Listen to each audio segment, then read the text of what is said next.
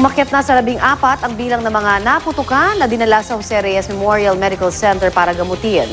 Karamihan daw sa mga biktima ay mga menor de edad na gumamit ng mga ipinagbabawal na paputok tulad po ng Piccolo. Balitang hatid ni Isay Reyes.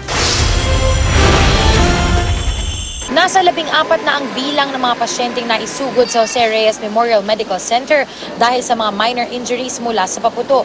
December 21 ang unang pasyente at ang pinakabago ay isang 10 taong gulang na lalaki na isinugod kanina umaga matapos magtamo ng second-degree burn. Pinaglaruan mo yung? Kumpura po. Oo, tapos? Sumabog po yung pagkasunod. Lumiyab. Hindi ka na nakaiwas agad.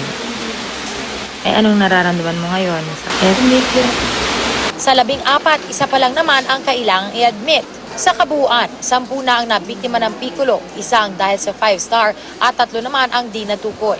Ayon kay Dr. Sharima Diamla, ang officer on duty dito, kapansin-pansin na karamihan sa mga biktima ay mga menor de edad, kaya't importante raw na maipaliwanag ng mabuti talaga sa mga bata kung bakit delikado ang magpaputok.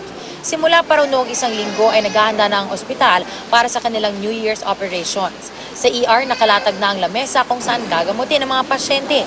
Maging mga gamot at iba pa ay narito na rin. Ipinakita na rin nila ang mga kagamitan tulad ng bone drill, bone saw, bone cutter at gagamitin sa amputation ng paa, braso, hita at iba pa. Yung mga magulang, gabayan nila yung mga anak nila para mapaiwas sa mga paputok. Tapos siguro sa school din, yung mga teachers. Bilang paunang Lunas, sakali maputukan, hugasan agad ang sugat. Isay Reyes, GMA News.